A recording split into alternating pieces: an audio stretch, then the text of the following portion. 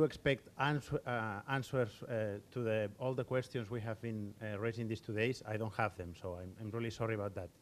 But as somebody said yesterday, one of our keynote speakers or demo presenters, it's more important to make the good questions than having always the answers. So, well, we have been here like in 2 days for this 8th edition of the International Seminar of the UNESCO Chair. You already know, obviously, that we have been discussing about teacher training and reconsidering teachers' roles, but from a very wide perspective, and not only from at one stage or what level, but completely from several approaches. I just selected a few of the sentences that I think that are the most important that we have been discussing these 2 days. Teaching, and I really like it, this one, so this is why I decided to put it first. Teaching is about inspiring people. It's like, it's not like fighting ignorance that it is, or it's not just providing people with the skills that it also it is, but the first of all, it's inspiring people. Well, so we saw that you need to ask yourself what your passion is and then learn about it.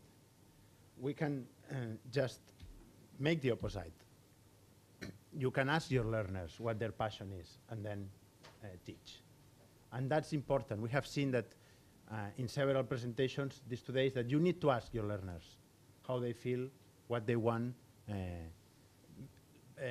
share with them part of the control of the learning process, of the teaching process. In fact, speaking of teaching and learning is no longer, I would say, a valid thing. We need to find new ways to redefine both terms.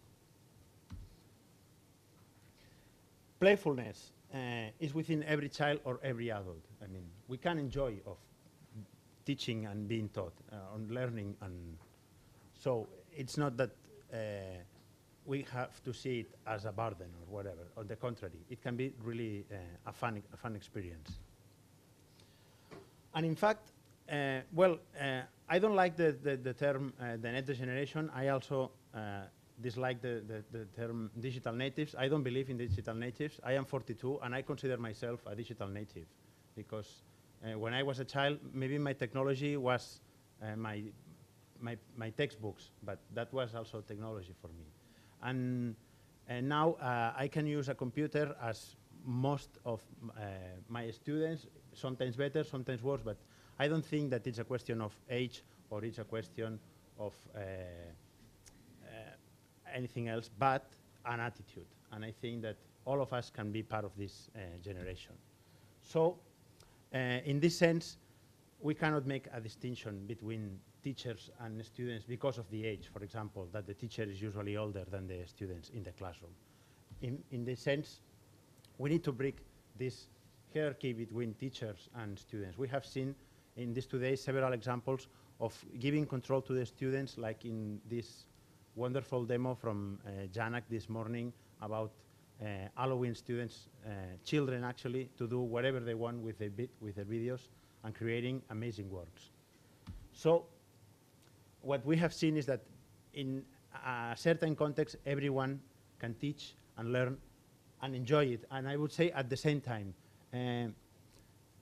Steve said yesterday that he likes when he has a group of students to learn something from them.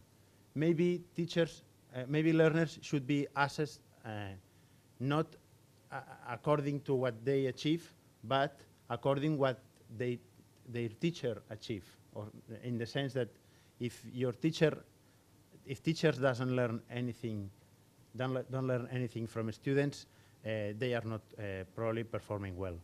So we have seen that it's not that easy. I mean, teachers are not entertainers. I love that because in the past I used to teach very complex subjects related to computer science, boring ones. Well, not for me, but for my students. They consider this kind of subjects to be boring. And they always ask me, oh, you should be more funny, or you should make them more interesting. Okay, I'll try, but I cannot be an entertainer. just a plain teacher. And maybe it's my fault, but I cannot go to a class and then fulfill my limitations with tap dancing or whatever. I mean, I cannot do that. The thing is that on the other side, we cannot see students as just only consumers of content, of knowledge, of whatever as we teachers create. And another sentence that I really like it is that, so in order to do so, we cannot just preach facts. We need to stimulate acts. And these acts, I think, that are, for example, promoting collaboration among students, promoting self-directed learning, and promoting sharing all of our expertise as teachers, but also among learners. So we have now technology. We have keep, I think, technology in a very low profile in this conference because, as we have said several times, technology is already here and it's almost a commodity. So we use it as we use electricity or any other commodities. Now we have this kind of tools like social networks and Web 2.0, tools like wikis, blogs, etc., that are really powerful tools. They can be used to fulfill, or at least partially fulfill these goals. And in this sense, we have new opportunities because we have now mobile technologies. We have seen some examples of creating personal learning environments for allowing learners to take control of their own learning process. Using open educational resources, I mean creating and sharing content. And of course, we have seen in several presentations the use of video and multimedia resources. So new literacies are needed.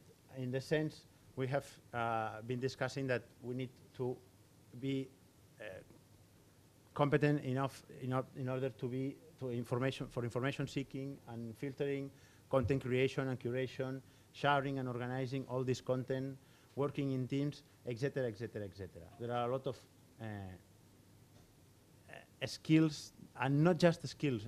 I say literacies here that need to be acquired and developed.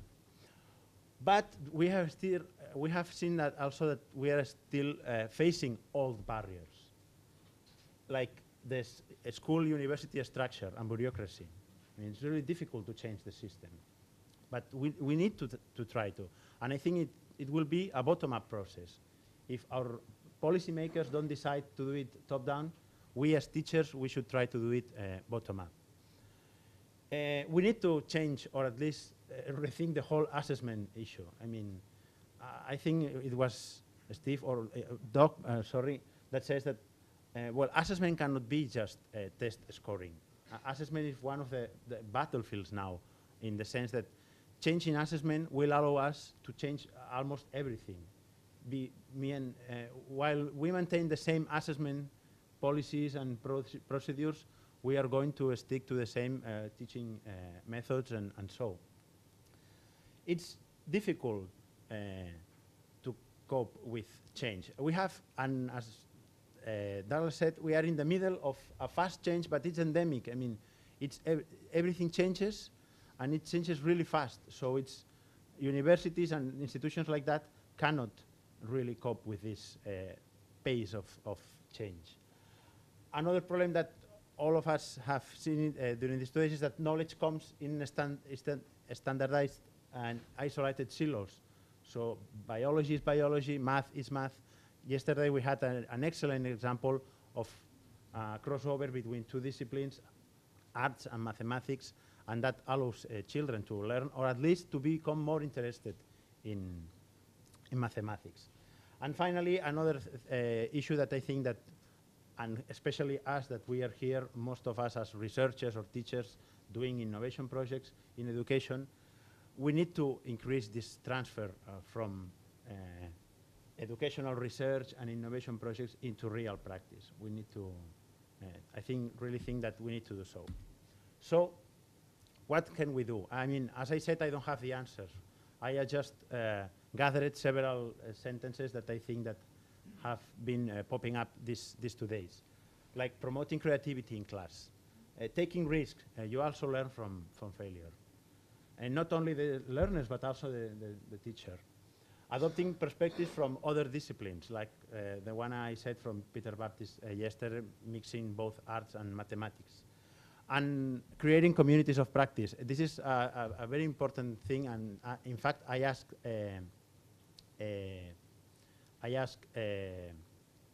Teresa about this because teachers cannot feel isolated. We have social networks. Our students are using social networks. Why aren't teachers using them? We should promote this kind of collaboration. So, and I finish with this, please don't let this seminar to be another ivory tower and spread the word.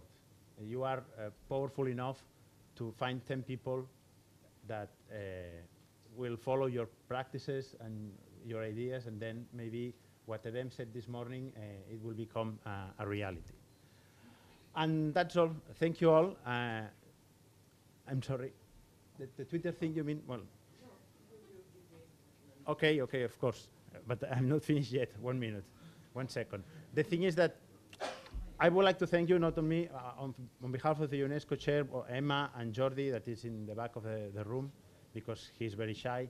But he's probably the one that made all these things happen in most senses. So.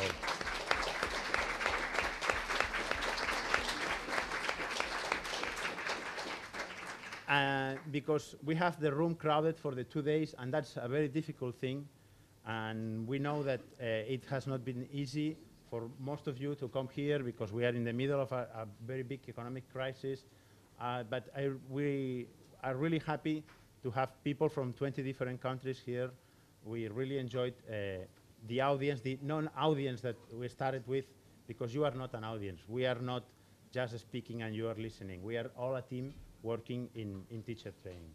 And that's all. Now, Emma,